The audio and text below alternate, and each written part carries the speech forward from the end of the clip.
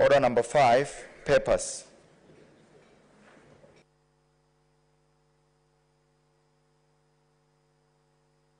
Lead of majority party.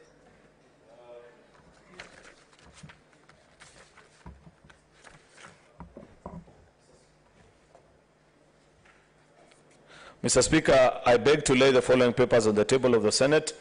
Today, 12th October 2022, reports of the Auditor General for the year ended 30th June 2021 on the financial statements for 1. Trans Nzoia County Executive, Trans Nzoia County Assembly, Trans Nzoia County Nawiri Fund, Trans Nzoia County Assembly Member Staff Car Loan and Mortgage Scheme Fund, Trans Nzoia County Public Service Board, County Executive of Meru, County Assembly of Meru, County Assembly of Meru Staff Car Loan and Housing Scheme Fund, Meru Youth Service Board, Meru County Executive Staff Housing Fund, County Executive of Embu, County Assembly of Embu, Embu County Assembly Car Loan and Mortgage Scheme Fund, Kieni Water and Sewerage Company Limited, Tharaka Nithi County Executive, Tharaka Nithi County Assembly, Tharaka Nithi County Emergency Fund, Tharaka Nithi County Bursary Development Fund, Nithi Water and Sanitation Company Limited, Isiolo County Executive, Isiolo County Assembly, Isiolo County Assembly Car Loan and Mortgage Scheme Fund, Isiolo County Education Bursary Fund, Isiolo Water and Sewerage Company, Marsabit County Executive, Marsabit County Assembly,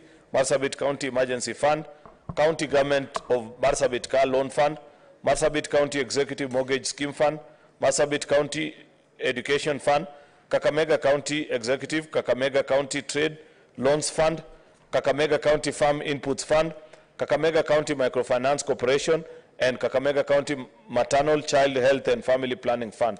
Mr. Speaker, I beg to lay. Next order.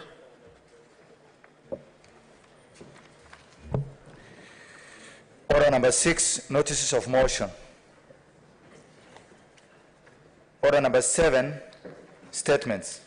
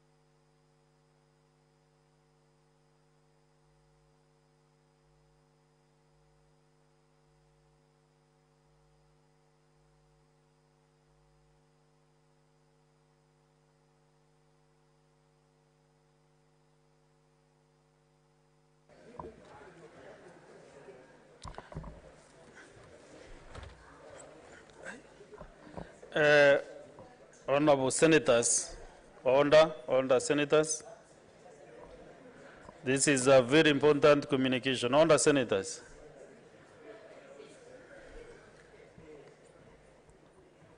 Okay. Now that I'm seated, I think you are not seeing my orders. Order Senators, in consultation with both the majority and the minority sides, I'm reorganizing the order of business as follows. We are deferring order number 8. I hope you are on your order paper. Order number 8, 10, 11, 12, and 13. So we'll proceed with order number 9. Next order.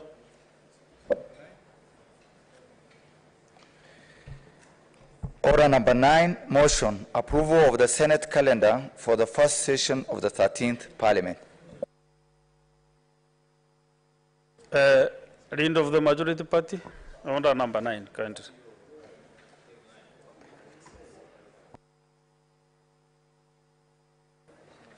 Like a point of order.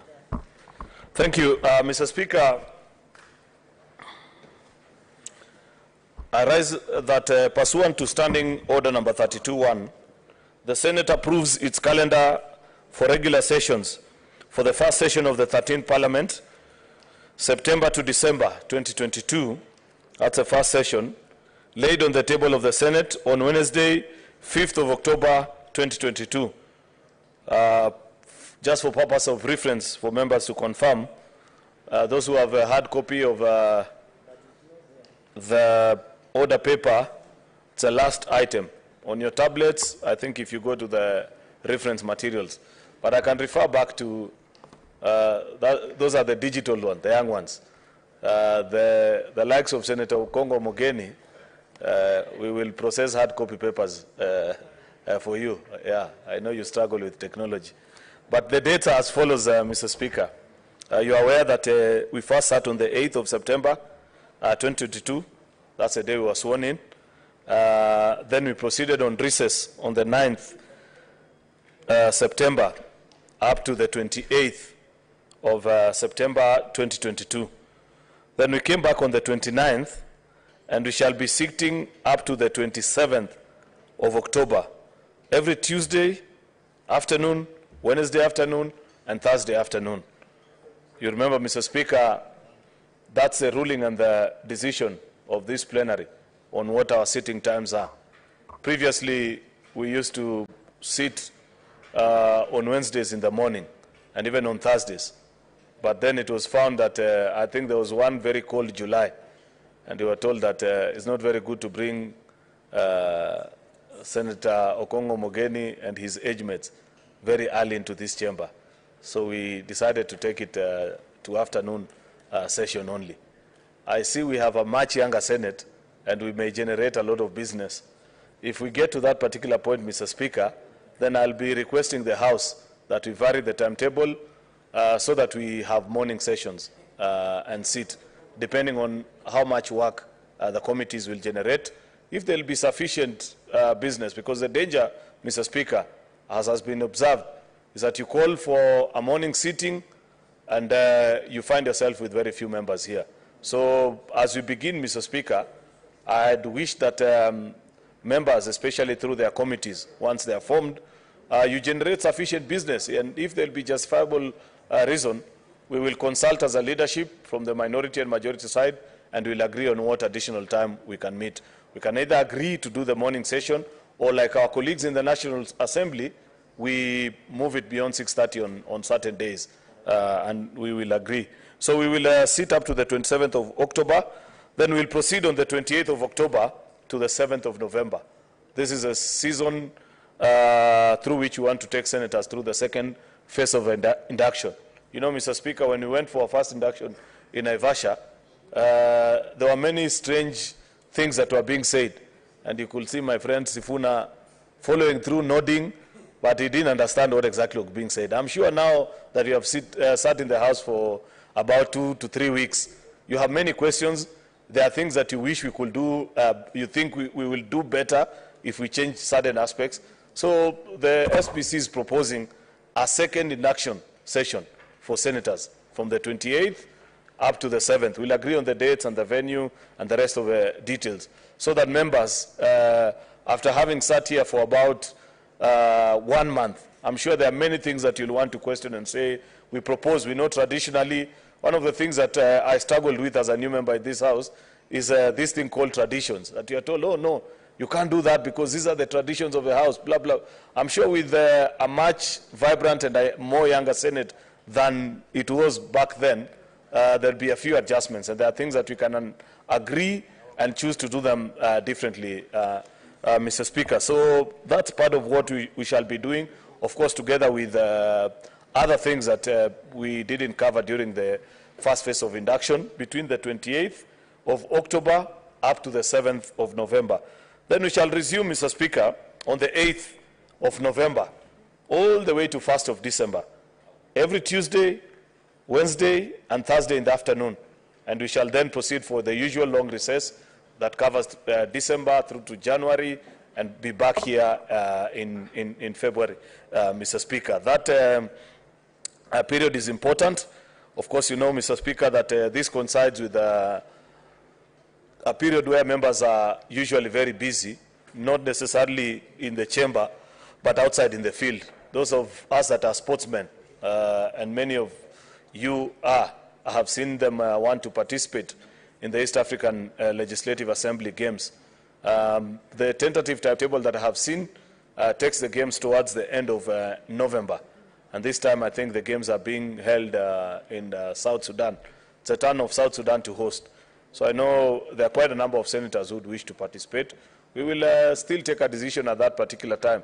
Of course, the notice that I want to give early, Mr. Speaker, is that, and you know, Mr. Speaker, we have benefit this time that you are not only our speaker, but you have been a very reliable team manager for Bunge Football Club.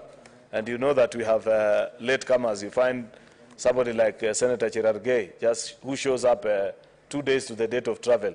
And because they want to travel, they say that I used to play number 9.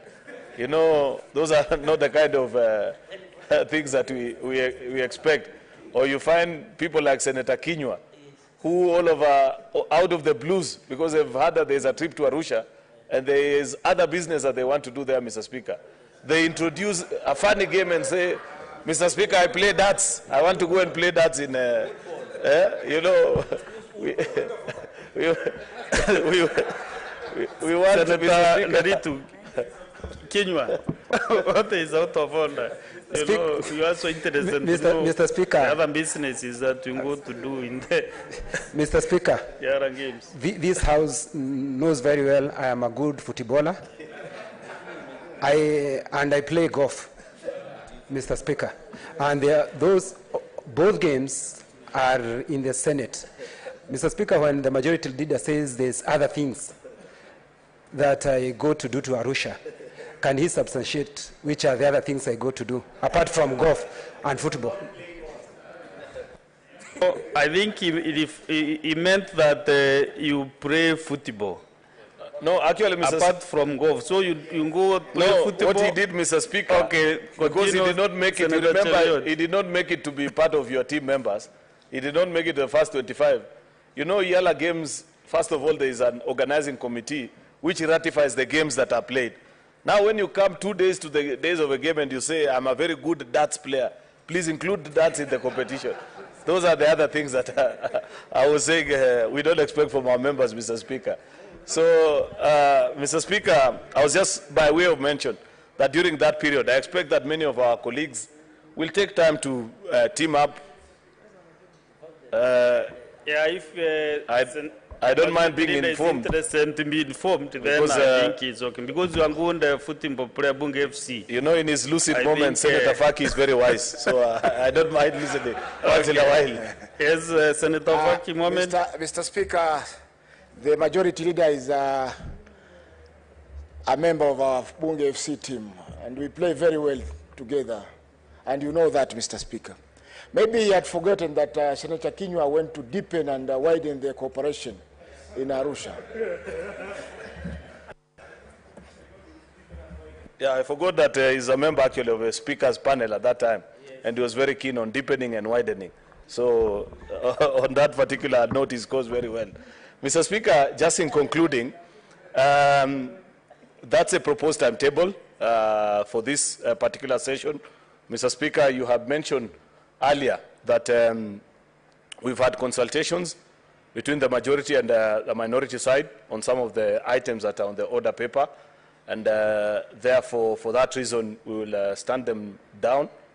So we'll proceed to do this motion, and should there be any other business that will arise before the rise of the House, Mr. Speaker, we will have a discussion about it. But I'd wish members to note and urge members to participate. You know, it's not a good picture, Mr. Speaker, that while you're still new in the House, you find people that either come in late or leave early.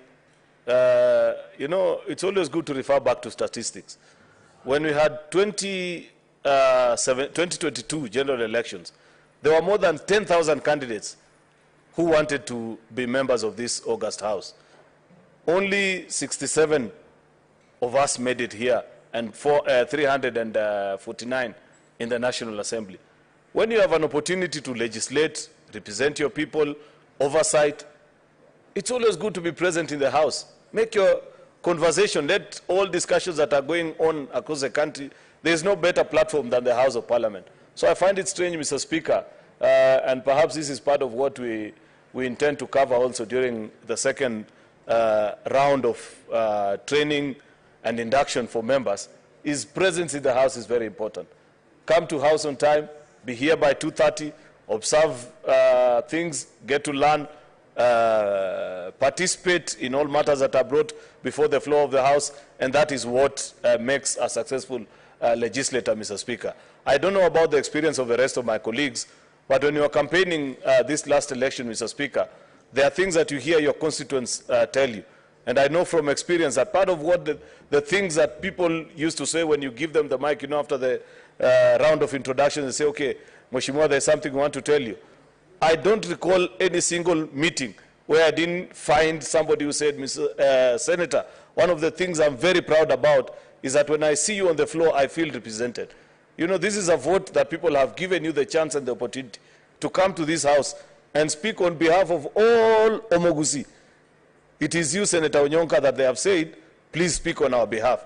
Therefore, it's a great honor which I want to request colleague senators that carry it with serious dedication and honor. Be present in the House 2:30 up to 6:30, or even sometimes when duty calls like it did yesterday, we sat here up to 9 p.m. to transact business, the better. So be it. So that's my request as we move, Mr. Speaker, to adopt this calendar of the House, that colleague senators will find it in their hearts and find a sense of duty to always be present in this House, follow through deliberations, and speak to the matters of the things that matter to the people that voted for them here. Therefore, Mr. Speaker, I beg to move and request the leader of minority, the good senator of Kilifi, to second this particular motion. Thank you, Mr. Speaker. Okay, thank you. Leader of the minority party, Senator Mazayo Stewart.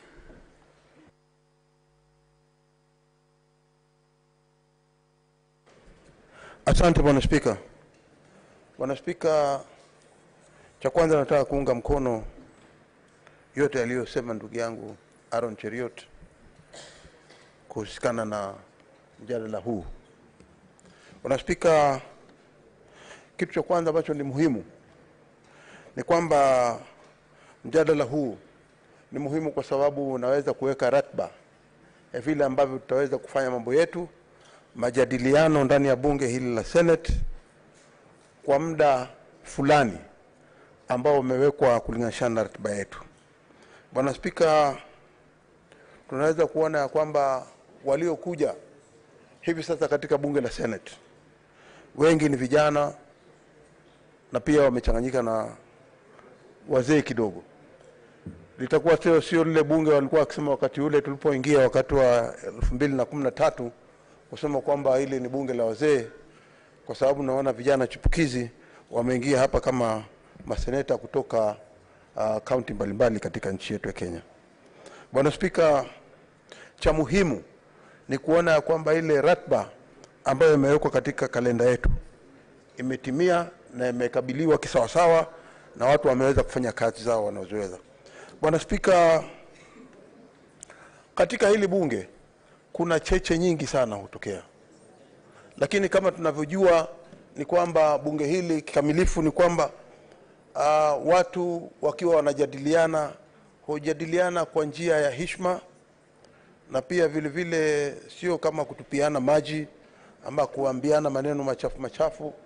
Bwana Spika, sisi ni watu tumestarabika hapa, na natumaini japokuwa tuko na vijana wataweza kuona kwamba kwa upande wa wazee wanaweza kuona kwamba Senate inaweza kufanya biashara, inaweza kufanya kazi zake kinamna gani. Bwana Spika, vile vile kuna kama alivyosema ndugu yangu Cheruiyot, pengine ningeweza kujazilia kidogo ya kwamba kuna nafasi nyingi za wale ambao wamekuja hivi sasa kwa mara ya kwanza ndani ya Senate. Katika hili bunge huwa na mambo mengi, si mpira peke yake, bali kuna watu wanaokimbia, wakiwa wanaweza kukimbia mbio. Kwa dada zetu kuna hilo wanaita mpira wa mkono ama netball. Kwa wale wengine ambao wanafanya pengine kama ni wako na nguvu, wana misuli. Unajua Bwana Spika, kuna wengine hapa ukiangalia pande hii ama pande hii hakuna sana, lakini pande hii naona kuna watu wako na misuli, wanafanya ile mambo ya kuvuta kamba. Kwa hiyo michezo ni mingi. Tunasema kwamba afya ya maseneta pia ni muhimu. Safari zitakuwa nyingi. Nakumbuka Bwana Spika, mimi nimeenda safari na ndugu yangu Kinywa. Bila aliposema ndugu yangu Aaron Cheruiyot, hayuko mbali na kupatia kwamba yuko sawa sawa, ya kwamba huwa mtu wa mambo mengi, lakini yale anayashughulikia yeye anaelewa vizuri. Mimi nilimshindikiza tu pande zingine. Bwana Spika, katika kuchanganya misuli, vile vile siwezi kujua kama sisi tumejitayarisha kivipi katika michezo. Manake katika hii michezo ambayo itakuwa katika Iyala, pia ni michezo hii ambayo nimetangulia kusema, hii ya mbalimbali. Kwa hiyo tutatakikana tuwe na wakina dada wetu. Nikiangalia hao madada zetu walioko hapa, pengine wanaweza kufungwa magoli mengi sana. Manake sioni yule ambaye anaonekana ni mkakamavu sana, isipokuwa huyu Keroche pengine kidogo anaweza kujaribu. Bwana Spika, kwa hiyo hizi ndio mbinu mbalimbali ambazo sisi tutaweza kufanya katika muhula huu kuanzia sasa mpaka Disemba. Samahani Senator Mazayo, kuna hoja ya nidhamu hapa kutoka kwa Senator Medhu. Senator wa Nyandarua, naona umebonyeza hii intervention. Alafu ifuato na ya Senator Nderitu Kinywa. Thank you very much, Mr. Speaker. I will not attempt to speak in the language of the Senator for Kilifi. And as the good leader of majority said that myself and the new senators are familiarizing ourselves with the rules and the procedures of this House. I have been reading the Speaker's rules, conduct of senators within the precincts of Parliament, and I'm referring to number 5. Senators are required not to enter the chamber, lounge, or dining room without being properly dressed. This means that a male senator shall be dressed in a coat, collar, tie, long trousers, socks, and shoes, or service uniform.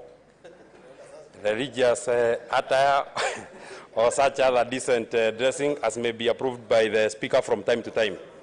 An equivalent shall be equivalent standard shall apply in respect to women senators who may also wear kitenge or such other African attire.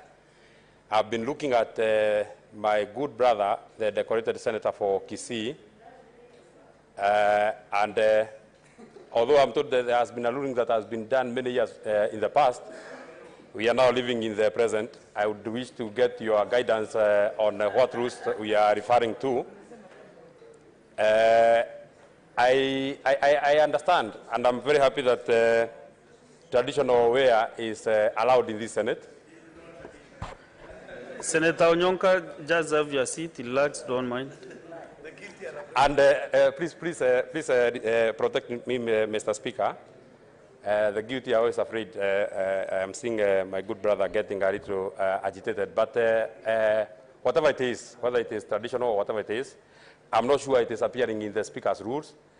And I would also want your guidance, because the people of Nyandara have their own traditional wear, and I would wish that we get a standard, whether I will come with a boshori and it will be around here, because that is what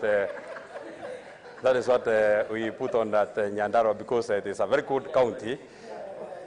So that is why I'm rising. Thank you very much, Mr. Speaker. Yes, Senator Onyonka, member for Kisii.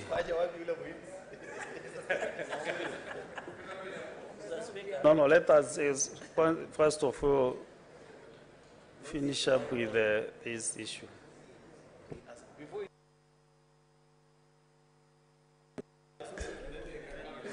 No, proceed, Senator Onyonka, proceed. Mr. Speaker, thank you, because the Speaker is the paramount leader in this House. I would like to tell my brother from Nyandaro that unfortunately my button was not tied. But if you look at me, I look quite handsomely presented for this House. Thank you, Mr. Speaker. Yeah, sure. You are properly dressed, Senator Onyonka. You are okay. But always remember to zip up, to button up. Senator Kenywa?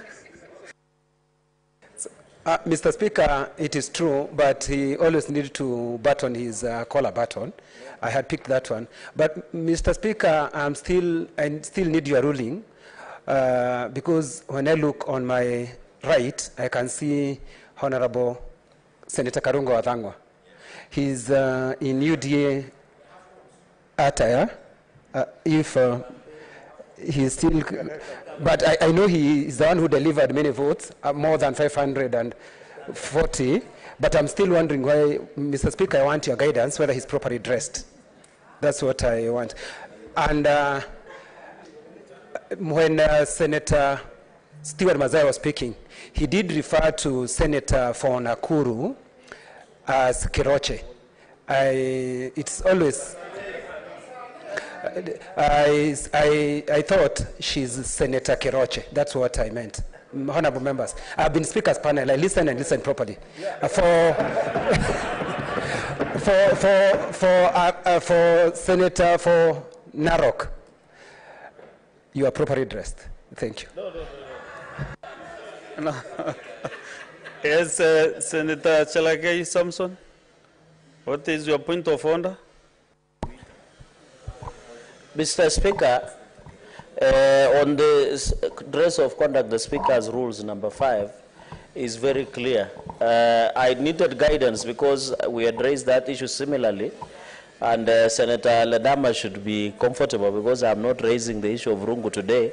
Mr. Speaker, when you look at my brother Karungo Wathang'wa, Senator of Kiambu, we needed guidance on that type of the coat that he has worn. We appreciate that he has worn a shirt and a tie, but he's wearing an half coat, which we famously used during the campaign period. I know there is hangover, but we needed guidelines. But Mr. Speaker, since most of us are new, I hope you will be lenient, but let us be properly guided so that we come here when we are dressed and we transact serious business that comes with it, Mr. Speaker. And also, Mr. Speaker, I did raise an issue last time, especially about when dressing. About dressing.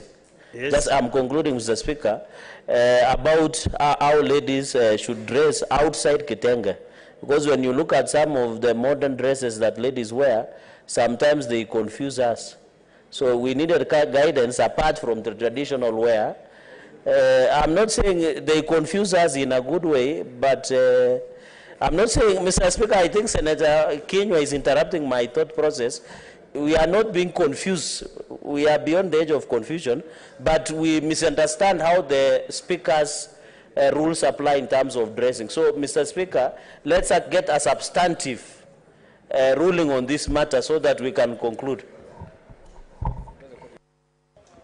Senator Karungo Wathang'wa, but before you respond, what did you say he is wearing, Senator Samson?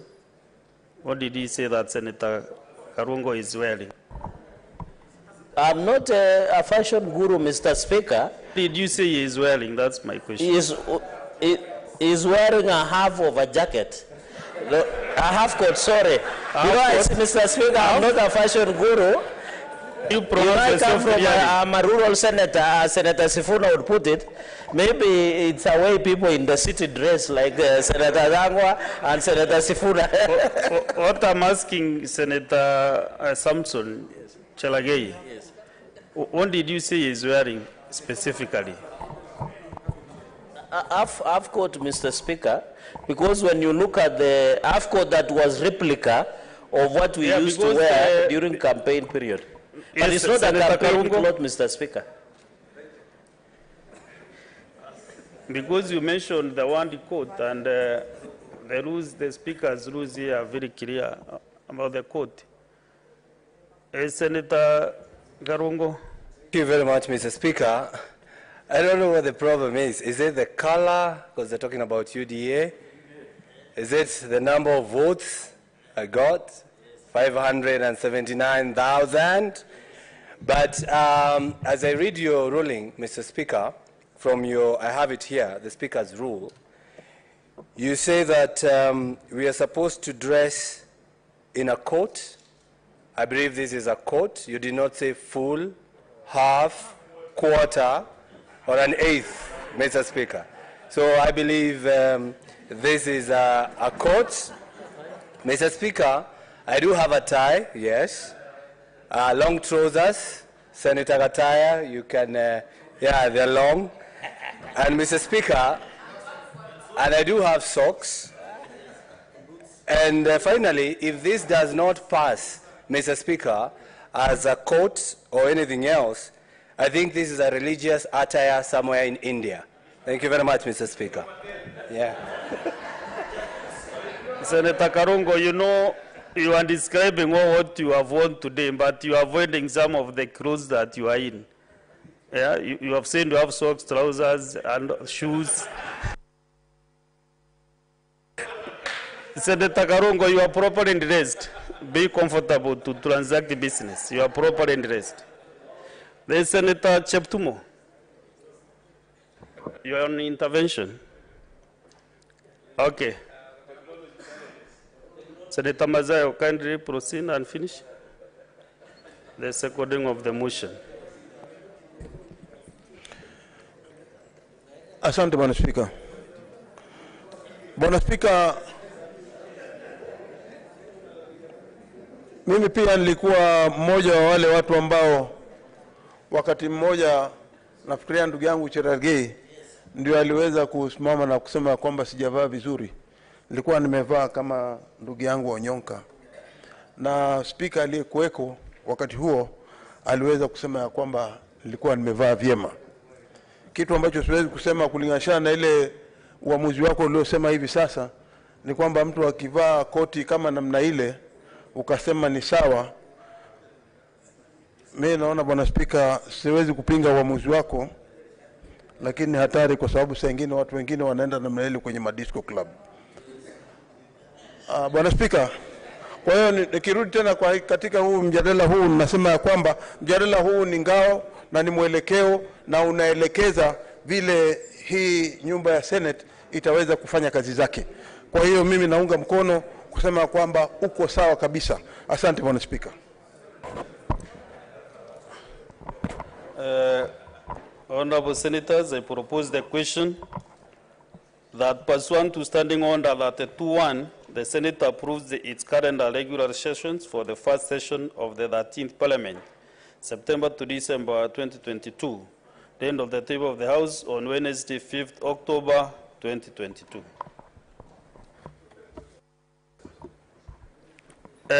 Before I put the question, I can see we have several senators here who are interested. I start with the Senator Manzo Daniel Kitonga. Thank you, Mr. Speaker. Mr. Speaker, I support the motion. And Mr. Speaker, the calendar is important. It has been put forward by the leader of majority that we will have another training. And Mr. Speaker, I think it is important. Even after being in the National Assembly for 10 years, I still have one or two things to learn, and every day is a day we learn something new. And if we had, in that further training, I believe some of the new senators will also get more information and will avoid then some of these points of orders which take a little bit more of the House time, and I believe we have quite heavy business to transact. I like the interlude because of sports. Mr. Speaker, health is very important for members. Just a moment. What is your point of order, Senator Chelagay? Mr. Speaker, I had to interrupt my learned senior, but he's misleading everybody and the public. Standing order number 98 was not misplaced here. It exists as a right of any member. So misleading yourself and the new members, Mr. Speaker, by saying raising a point of order is wasting Senate's or the Parliament's time is misleading, because these are right unless the Speaker rules that it's either vexatious, frivolous, or it does not hold any water. So Senator Manzo, Mr. Speaker, should be guided according any standing order from number 1 to the last one, Mr. Speaker, is as important to any standing order that has been provided. And I think the House Business Committee, the Procedure and Rules Committee, did not place these standing orders or misplace it, Mr. Speaker. So I think Senator Manzo, Mr. Speaker, should be ruled out of order under that point of order.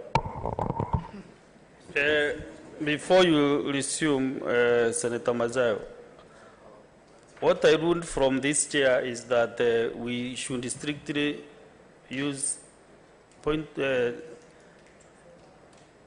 number 98.1, which says that any senator may raise a point of order at any time during the speech of another senator, stating that the senator raises a point of order and that senator shall be required to indicate the standing order upon which the point of order is based. So the honorable senators have the right to raise any point of order. Even if you raise from 2:30 to 6:30, senators will be at their right to raise those points of order, but then you should indicate you are standing on which point of order, which so that we don't also interrupt the business of the House unnecessarily. So proceed. Thank you, Mr. Speaker, and for your guidance. Senators who usually raise points of order. Yes, Senator Cheruiyot, a lot of times does not quote what standing order is raising on, or a lot of times it is frivolous, or just to interrupt so that the people of his county can see him. He's my good friend. So I think it is really, he never states the order. Or sometimes states the standing order which is irrelevant. Okay, Senator Kongo Mugen.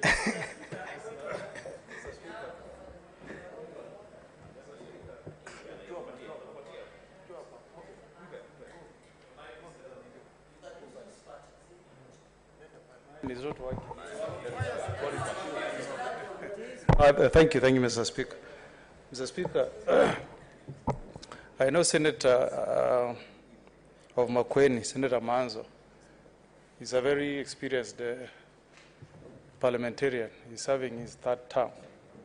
And the cardinal rule in this House, Mr. Speaker, is that we should never cast aspersions on another senator. And rarely do I stand to defend the majority side, especially Cheruiyot. But on this one, Mr. Speaker, is Senator Manzo in order to refer to Senator Cheruiyot as one who raises frivolous standing order, points of order? Is he in order, Mr. Speaker? I direct that you direct him to withdraw, because this is a house of record. People of Nandi are watching. We don't want them to have the impression that their senator is in the business of raising frivolous points of orders on the House. Thank you, Mr. Speaker. Before Senator Manzo responds, let us get this other point of order from Senator Kajwang Moses. Maybe it's the same. Mr. Speaker, even though Senator Cheruiyot has referred to Standing Order 98, I also want to draw his attention to Standing Order 121 on disorderly conduct. Yes, every senator has got the right to rise on a point of order, but it is further qualified in Standing Order 121. A senator is disorderly if the senator creates disorder, knowingly raises a false point of order, or unnecessarily interrupts proceedings or consults in a disruptive manner. Mr. Speaker, Senator Cheruiyot is very guilty of unnecessarily interrupting proceedings. And Mr. Speaker, the House of Commons, from which we draw part of our traditions from, they have amended their standing orders and have done away with frivolous points of order such that you allow a member who is on the floor to prosecute his case, to make his statement, to argue out his case, and then you wait for your turn to argue out. Mr. Speaker, inasmuch as we still have Standing Order 98, but we must make sure that it is not an excuse for people to engage in debate, and not an excuse for showmanship, and not an excuse for unnecessary disruption of debate. Senator Alon Cheruiyot, Majority Leader. Mr. Speaker, Senator Kajwang should not close the page on which he was reading. I want him to read further down. Standing Order number 121, subsection 2. On who has the sole mandate and the power to call what disorderly conduct is. I think, I know Senator Kajwang comes from Mutembei, and he has a habit sometimes of grabbing things that don't belong to him. Don't allow him to grab your powers, Mr. Speaker. It is only you in this House who can declare a senator to be out of order or behaving in a disorderly manner. It's quite unfortunate, Mr. Speaker, if you let him get away with that. Standing Order 121-2 clearly stipulates it's the Speaker who shall make the call on whether a senator is orderly or disorderly. Senator Moses Otieno Kajwang is not the Speaker of this House, Mr. Speaker. Okay, Senator William Cheptumo. Mr. Speaker, what the majority leader said is what I actually wanted to mention, that even to determine a point of order is frivolous, again, is not in the business of the senator. It is you, Mr. Speaker, to decide. So apart from deciding whether a senator is disorderly, knowingly raises false points of order, and so on, even to determine that a point of order is frivolous, Mr. Speaker, is squarely within your position. And I think, Mr. Speaker, that is why even on matters of dressing alone, you are the one to make the decision. Just a few minutes ago, you were able to direct. So I want to agree with the majority leader that is your preserve, and you should not allow any member to take that position. And I think, Mr. Speaker, you've been guiding the House in the right manner, and I want to agree with the majority leader.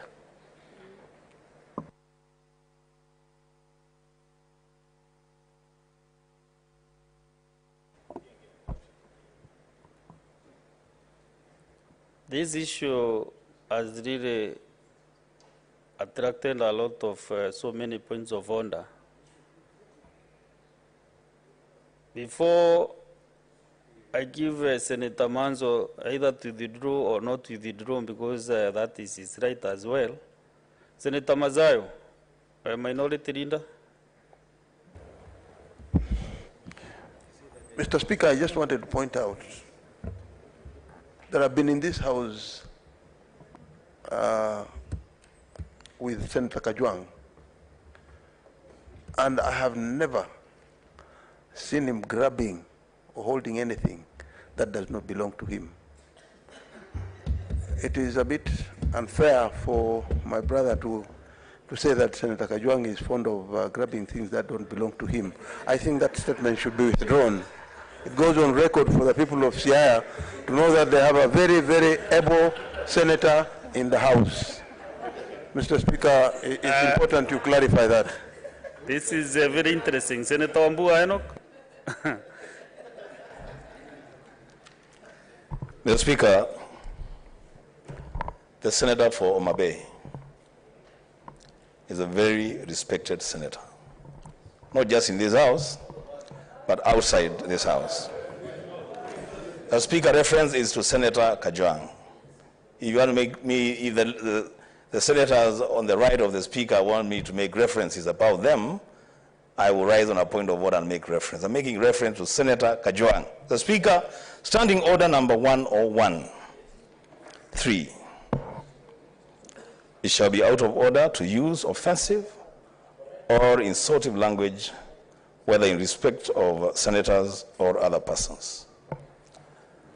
I find the characterization of Senator of Mutembei as a person who grabs other people's things very offensive. The Speaker, can that be substantiated or withdrawn? I thank you, the Speaker. But Senator Kajwang has not complained or refused. He has not denied. Actually, even he is not in any intervention, but now he is now on intervention. Yes, Senator Kajwang. Mr. Speaker, knowing Senator Cheruiyot very well, and we've been friends and partners in very many things in this House, but none of them has been about grabbing other people's things. I suspect Senator Cheruiyot is a little bit envious and jealous about my company on this side. Perhaps that is what he referred to. But otherwise, I don't see any reason why Senator Cheruiyot would accuse me of grabbing anything that does not belong to him. And Senator Cheruiyot, Senator Ezena does not belong to you. So when she sits next to me, you should be calm, chill out. I don't feel like I've grabbed anything from you. Senator Manzo, I don't want to comment on your statement, Senator Kajwang. You're in a good company indeed. Senator Manzo, can you withdraw or apologize? Your statement has caused a lot of tension in the House. Well, the Honorable Cheruiyot is a personal friend, and I'm his senior in the profession. Well, the use of the word frivolous would have been excessive. I withdraw it, but I think I want to agree with the leader of majority that we need further training. I am very sure out of that further training, he will not keep on. You see those standing orders which the Speaker should actually, according to the standing orders, rule whether they are frivolous or not. And I leave that to the realm of the Speaker because the one who can rule. But the main point was a little bit of training so that even when the debates are hot or we have controversial issues, we still remain guarded and we remain to the point so that, Mr. Speaker, we can be able to handle business. So far, the papers tabled are quite heavy. And may I withdraw to avoid that sort of exchange? Continue the debate. I withdrew the word frivolous and apologized to my good friend, Senator Cheruiyot. But we really want to support the leader of majority on the issue of training and the issue of learning every day. Every day is a learning day. And we want to be more effective in this House. We want to, devolution is a very serious matter, Mr. Speaker. And what this Senate is doing is very, very important to this country if really we are going to develop the country. And while we deal with our oversight role, both primary and secondary, it will serve the country much better when we have full information. There are quite a number of reports have been tabled since we started these sessions, and every day they're really heavy. And even from the order paper, you can see the recording that this House has a lot of work at hand. So I also agree with the issue that, or the fact that at times we will need to sit excess time, excess days, late in the evening, to complete this work for the benefit of the counties and for the benefit of devolution. I believe the Senate is a very serious House, very committed into developing the country, and that's why even getting the senators facilitated in one way or another, including officers. You know, when we are members of the National Assembly, we were able to construct official offices for a member of parliament. One of the things, now the governors have been given official residence and official offices. we don't really want to go to demand much from the country. But I think our Senate official office is very crucial at the headquarters of the county, and in one way or another, it facilitates the senator to I would like Cheruiyot to inform me. Mr. Speaker, I would like Cheruiyot to inform me. Senator Chelege. Thank you, Mr. Speaker. Having been an experienced member of this House, I think the issue of county liaison's office, and I think Senator Dule she's in a better place, is already provided for. So I want to assure Senator Manzo, maybe we can have tete-a-tete of this, then I can guide him, because it is provided under the county liaison, and our clerk and the necessary is already there, and you shall not incur your own cost. But we'll keep improving as we go to the future. Yes, I think that's very good information. The point I was trying to relate to is an office or a budget provided for to build a senator's office in every county, so that you don't have to rent, so that it is something standard. The way we did the offices for the members of parliament, they are standard. The offices of the governor is standard. And if we have to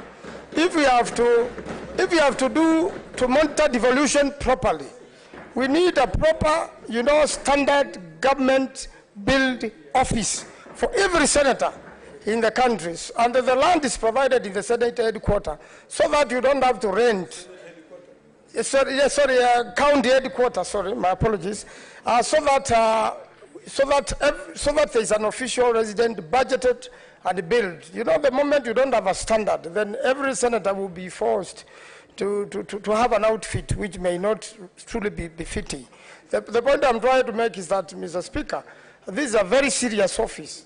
This is a very serious house dealing with very serious business, and there should be accorded that provision so that we can be able to serve the country. That's why there is a state house in every country. It was designed by the British, and now we have designed a county governor's office. So why not also have a standard financed senator's office, which will leave the orders and which will be there to serve the people. So, Mr. Speaker, I really think a calendar is important, and I think the job we do is important. The seriousness of this House is reinforced, and we have very serious and experienced legislators here. We have experienced lawyers like my good friend Professor Ojenda and Honorable Faki, who really will guide the House. I've been in the Committee of Delegated Legislation in the House, and I've now been proposed as a member in this House, and I believe we'll be able to work with other members and come up with the proper, legislation on delegation on part of the acts of parliament which exist, so that we can serve the country better. And I believe devolution will be served better by this House. I thank you, Mr. Speaker. I support. Honorable Senators, allow me to interrupt the proceedings briefly and make this communication number 13 of 2022. We have visiting teachers and students from the Leadership Academy in Nairobi County in the public gallery. Honorable Senators, I would like to acknowledge the presence in the public gallery this afternoon of visiting teachers and students from Leadership Academy in Nairobi County who are on an academic trip. Honorable Senators, in our usual tradition of receiving and welcoming visitors to Parliament, I extend a warm welcome to them, and on behalf of the Senate and on my own behalf, wish them a fruitful visit. I thank you. Senator for Nairobi County, Senator Sifuna Edwin.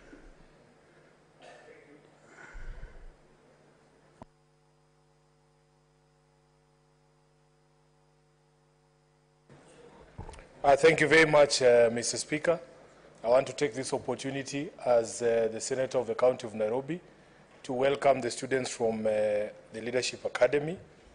Mr. Speaker, this is why that discussion that was going before, your decision is very critical, that in fact when students like this come to the Senate for a visit, being young and impressionable people, what they experience here today is something that will stay with them forever. So I am a bit disappointed that all they got to experience were points of order. I hope that they can come back another time when there is serious debate that is going on the floor of the House, and when senators, especially Senator Cheruiyot, who we call the senator of Ruto County, will not interrupt debate too much. This is a house of debate. Let these young people not live here thinking that all we do is quarrel about standing orders. Let them come here one day and experience a proper debate about education, about health, all the matters that are charged to our conduct. So welcome to the Senate. It's not one of the best days, but I'm sure you will pick something from your experience here.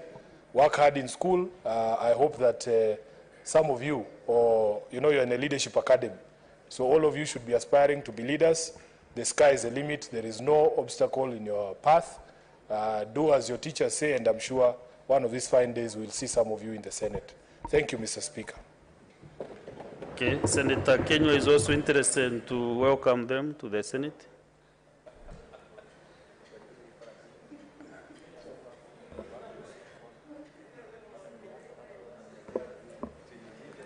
Asante sana Bwana Spika kunipa fursa hii. Nataka kuungana na wewe pamoja na Senator wa Nairobi kuwakaribisha wanafunzi na walimu wa shule ya Leadership Academy.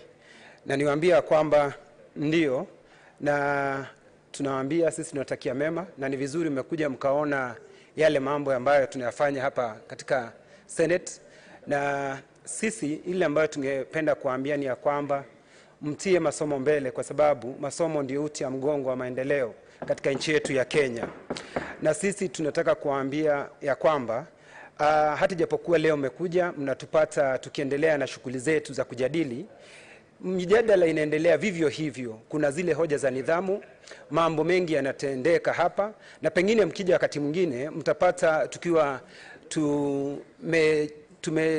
tumevulia njuga masuala muhimu ambayo tunapaswa kuyaangazia. Lakini siku ya leo tulikuwa tukiangalia hasa mambo ya kalenda yetu. Kwa hivyo pengine tujaanza katika ile mijadala ya kusisimua ili tuweze kujadili kwa mapana na marefu. Kwa hivyo mimi niwaambie karibuni na niwatakie mema katika masomo yenu, na niwaambie kwamba mawingu ndio mahali ambapo nyinyi mtakapofika. Nyinyi mtakuja hapa Senate kwa sababu najua Senate ndio nyumba ambayo inajulikana kwa kujadili miswada ambayo ni muhimu sana katika jamhuri yetu ya Kenya. Kwa hivyo nawaambia karibu na nawatakia mema katika siku zenu za usoni. Asante Bwana Spika kunipa fursa hii. Thank you. Let us have one more member from my left hand side. The last one, Senator Onyonka.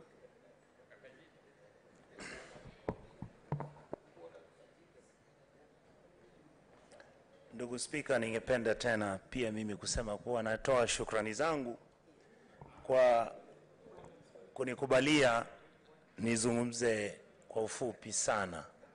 Wale wanafunzi ambao wamekuja hapa, Kenya ni nchi nzuri kama tunailinda. Vile mnavyokuja hapa, najua mmekuja kuelewa vile tunavijadiliana kama viongozi kwa masuala ambayo ni masuala nyeti, ambayo yanahusika na mambo ama yanahusika na wananchi wa kawaida, ili tujaribu kubadilisha maisha yao. Mimi ningependa kusema kuwa ingawa wengi wenu vile anavyowaona mko wasichana, Kenya ni nchi ambayo kikatiba haki za msichana ama mwanamke sasa ni haki ambazo lazima tuzilinde, na ni haki ambazo zinapatia nafasi kuendelea ili na nyinyi muwe viongozi wa kesho.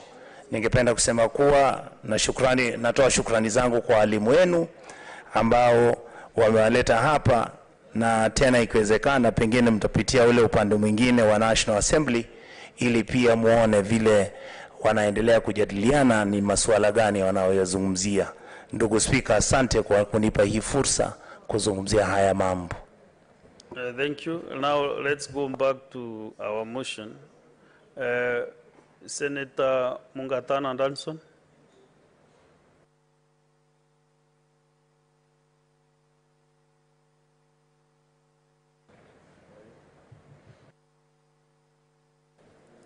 Thank you, Mr. Speaker. Mr. Speaker, I stand to support this motion Mr. Speaker, this is not a normal procedural motion.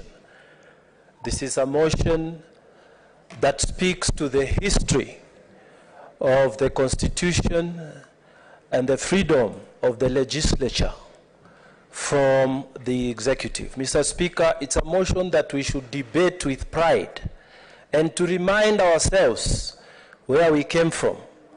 Mr. Speaker, in those days, and we happen to have been fortunate to serve under the old Constitution, the head of state had the powers to prorogue Parliament. Mr. Speaker, we did not have power to make calendar for ourselves as we are doing today, to determine that we are going to go into recess this time, we are going to debate up to this period of time. Mr. Speaker, we would be in the House debating, and just because State House and the head of state was not happy with the fire that was in the House, by the end of the day you'd hear, we have been sent home.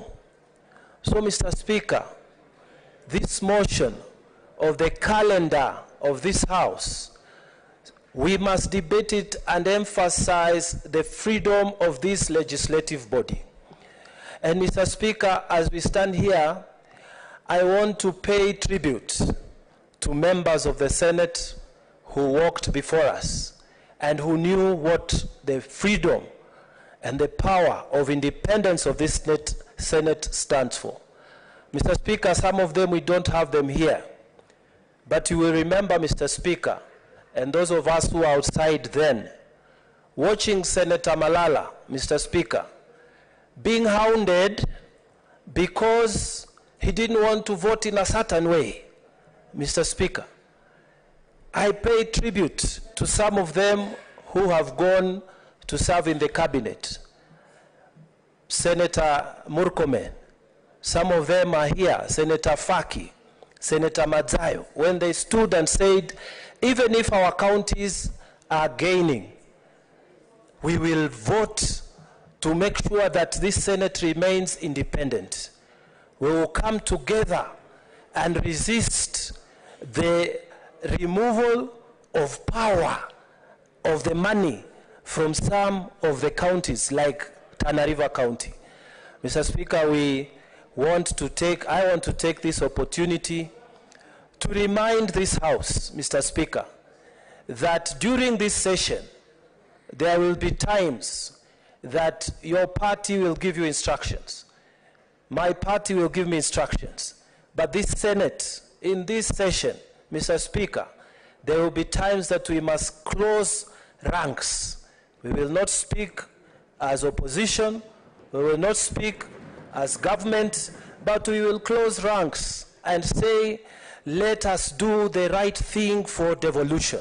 Let us protect our counties, those who are gaining and those who are losing. Mr. Speaker, we must remember that during this session, we will work together and independently execute our mandate without fear, without intimidation. So I submit, Mr. Speaker, in support of this calendar. I thank you. Thank you, Mr. Speaker. Thank you, Senator Mwinyi Haji. Asante Mheshimiwa Spika kwa kunipa fursa hii kuchangia hoja ya kalenda ya bunge letu la Senate. Mheshimiwa Spika, ni kalenda ambayo iko sawa kabisa na tunaona kwamba itatusaidia kupanga kazi zetu za katika bunge na vile vile za mashinani, kwa sababu mbali na kuhudhuria vikao vya bunge, kuna ofisi za mashinani ambazo pia ni muhimu katika kuendesha kazi zetu na kuangalia kwamba mambo yote yako sawa. Mheshimiwa Spika, tumeona pia yale mapumziko ambayo yamekusudiwa yatatoa fursa kwa maseneta kuendelea kusoma, kwa sababu katika bunge hili hakuna mwisho wa kusoma. Utasoma mpaka ile siku bunge litakapofungwa kwenda kwenye uchaguzi mwingine kijaliwa mwaka 2027. Mheshimiwa Spika, nimeona upande wa walio wengi wachache mara nyingi wakitatizika na vifaa vya kisasa ambavyo viko katika bunge hili. Na nafikiri hiyo mapumziko yatatoa fursa wende wakasome tena ili waone kwamba wameweza kuwasawa katika mambo ya mtandao, na vile vile wameweza kutoa michango yao kiutaalamu kama vile ambavyo imekusudiwa. Mheshimiwa Spika, nimefurahi ndugu yangu Senator wa Tana River anaposema kwamba lazima bunge hili liweze kuwa huru na liweze kufanya mambo kwa maslahi ya Wakenya.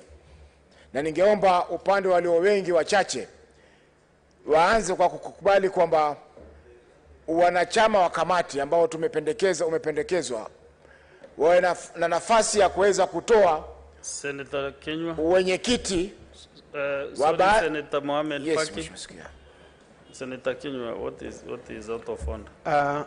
Bwana Spika, ninakanganywa kwa sababu sielewi Senator wa kutoka Pwani Faki kutoka pale Mombasa anaposema upande walio wengi wachache. Hakuna sisi ni wengi na ni wengi. Sielewi kwa nini anasema wengi wachache, Bwana Spika. The one from Senator Onyonka.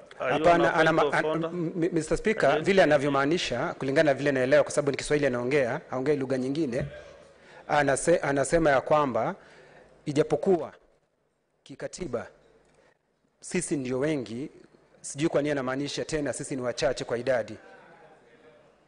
Sijui ni kwa nini. Kwa Bwana Speaker, tungependa eleze kwa nini anakanganya. Senator Richard Onyonka, is your point of order related to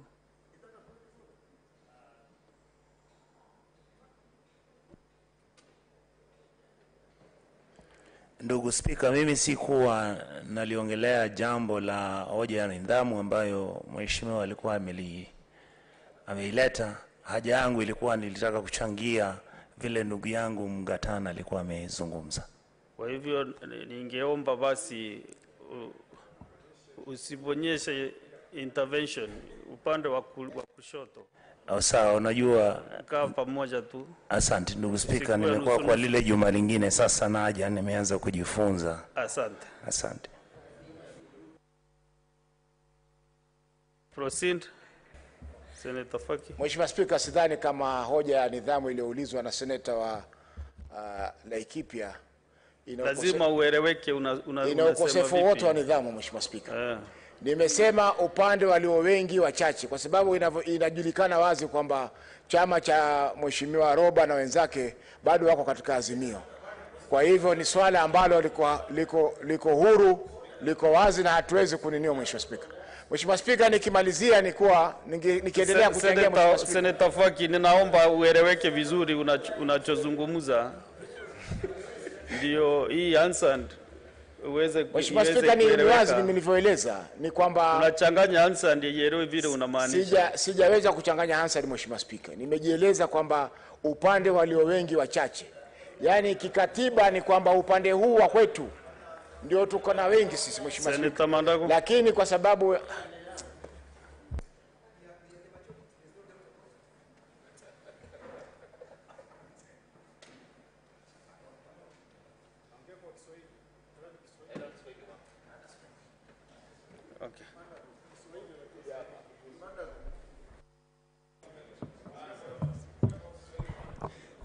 Mheshimiwa Spika, Seneta wa Mombasa